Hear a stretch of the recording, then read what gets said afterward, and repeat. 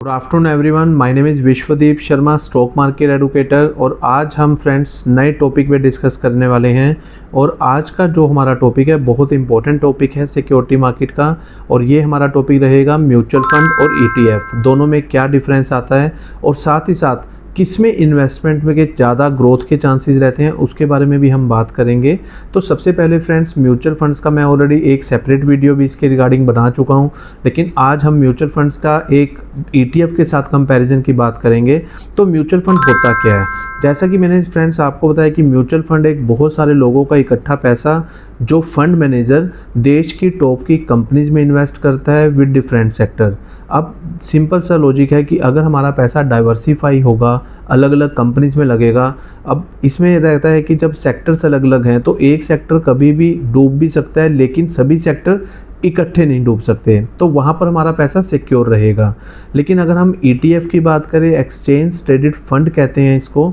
ETF का मतलब क्या होता है? जब हमारी इन्वेस्टमेंट इंडेक्स में होती है। अब इंडेक्स क्या है? जैसा कि फ्रेंड्स मैं ऑलरेडी एक्सप्लेन कर चुका हूँ कि इंडेक्स का मतलब होता है, जैसे हमने देखा निफ्टी 50, सेंसेक्स। अब सेंसेक्स क्या है? जहां पर देश की टॉप की 30 कंपनीज का इंडेक्स बनता है। इसी के साथ साथ अगर हम निफ्टी 50 की बात करें, जहां पर देश की टॉप की 50 कंपनीज का इंडेक्स बनता है, ये हमारे ईटीएफ्स हैं। इसके अलावा अगर आप कभी देखें, गूगल पे सर्च करेंगे एनएससी इंडाइसिस, एनएससी इंडाइसिस जब आप गूगल पे सर्च करेंगे तो बहुत सारे ईटीएफ्स आ जाते हैं। और वो एनएससी की वेबसाइट पे आप देख सकते हैं, नेशनल स्टॉक एक्सचेंज की, जिसमें सबसे पहला होगा Nifty 50, Nifty next 50। Nifty next 50 का मतलब क्या है? जो 51 से 100 तक की कंपनीज है वहाँ पे हमारी इन्वेस्टमेंट हो रही है। इसके बाद निफ्टी बैंक होता है, निफ्टी, अगर मैं फाइनेंशियल सेक्टर की बात करूँ, निफ्टी फार्मा की बात करें, तो अलग अलग सेक्टर्स में भी हम इन्वेस्टमेंट ईटीएफ्स में कर सकते हैं। हाँ, इसमें इन्वेस्टमेंट करने का तरीका दोनों में टोटली डिफरेंट रहता है। अगर मैं म्यूचुअल फंड में बात करूँ तो हम नॉर्मली एसआईपी की बात करते हैं, जिसको हम कहते हैं सिस्टमैटिक इन्वेस्टमेंट प्लान। अब एसआईपी में जैसा कि फ्रेंड्स हम सभी को पता है कि जब हम पैसा इंस्टॉलमेंट में जमा करते हैं तो वो एसआईपी के थ्रू होता है। आप 500 रुपीज़ से भी एसआईपी अपनी स्टार्ट कर सकते हैं।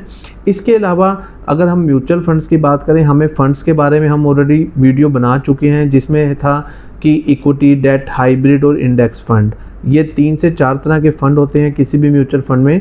अब ईटीएफ की अगर बात करें तो इंडेक्स इंपॉर्टेंट है। हमारा पैसा इंडेक्स फंड में लग रहा है, जिसमें देश की टॉप की 50 कंपनीज, टॉप की 30 कंपनीज, टॉप की 100 कंपनीज, ये सब हमारे ईटीएफ्स हैं।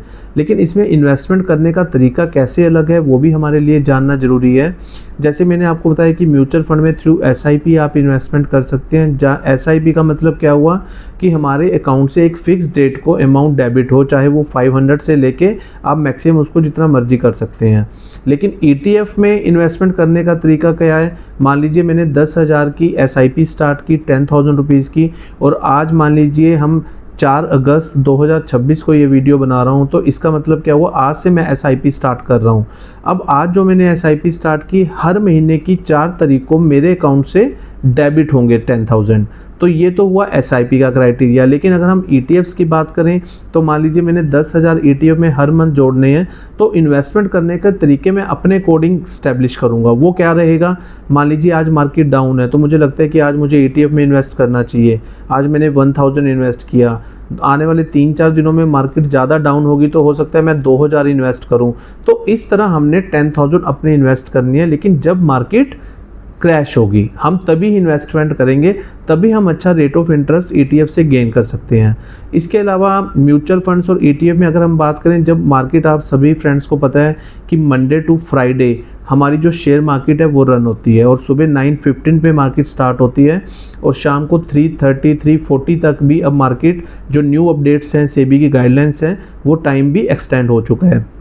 अब यहाँ पर एक चीज़ समझें, मान लीजिए अभी 12 बजे हैं और हम 12 बजे ये वीडियो बना रहे हैं और मैं म्यूचुअल फंड में इन्वेस्टमेंट अभी करना चाहता हूँ, तो अभी राइट नाउ जो एनएवी रेट चल रहा है, हमें वो म्यूचुअल फंड में एनएवी रेट नहीं मिलता। आज जब मार्केट 3:30 बजे या 3:40 पे बंद होगी, उस टाइम जो एनएवी रेट चल रहा है वो इन्वेस्टर्स को अलॉट होता है। तो ये थोड़ा सा मेन डिफरेंस है म्यूचुअल फंड के बारे में। अगर मैं ईटीएफ की बात करूँ तो इसमें हमें एनएवी मिलती है रियल टाइम। रियल टाइम का मतलब क्या है? मान लीजिए हमने 2 बजे ईटीएफ खरीदा और उस टाइम उस ETF की जो NAV रेट चल रहा है वो हमें प्रेजेंट मिल जाएगा। तो ये मेन डिफरेंस है, क्योंकि म्यूचुअल फंड में जो NAV मिलेगा वो हमें जब 3.5-3.40 पे मार्केट बंद होगी उसके बाद जो NAV रेट चल रहा होगा वो हमें अलॉट होगा, लेकिन ETF में हमें रियल टाइम NAV मिलता है। तो ये मेन इंपॉर्टेंट डिफरेंस है। इसके अलावा सेकंड डिफरेंस मैंने आपको बताया कि जैसे म्यूचुअल फंड में हमारा जो पैसा लग रहा है वो फंड मैनेजर लगा रहा है, और इसी के साथ साथ हर एक म्यूचुअल फंड का AMC का पोर्टफोलियो है जहां पर इन्वेस्टर्स का पैसा इन्वेस्ट होता है। लेकिन ETFs में अगर हम बात करें वहाँ पे हम एक इंडेक्स में पैसा लगा रही हैं। जैसे हमने देखा गोल्ड बीज, अगर मैं गोल्ड में इन्वेस्टमेंट करना चाहता हूँ, सिल्वर में इन्वेस्टमेंट करना चाहता हूँ, आज के टाइम में आपने पिछले 1 साल में देखा गोल्ड और सिल्वर ने बहुत अच्छा रेट ऑफ इंटरेस्ट दिया। लेकिन वो रेट ऑफ इंटरेस्ट का कारण क्या था?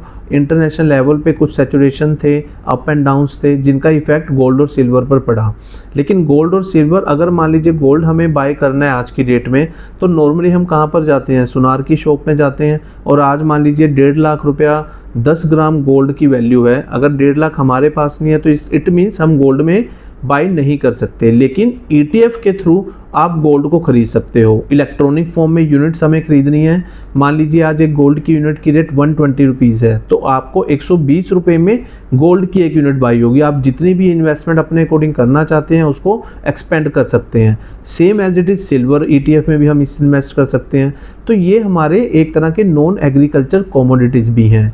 आने वाले टाइम में मैं आपको वीडियोस भी बताऊंगा कि कमोडिटीज़ क्या होते हैं, एग्रीकल्चर कमोडिटीज़ क्या होते हैं, नॉन एग्रीकल्चर कमोडिटीज़ क्या होते हैं। लेकिन आज हमने म्यूचुअल फंड और ETF की बात की।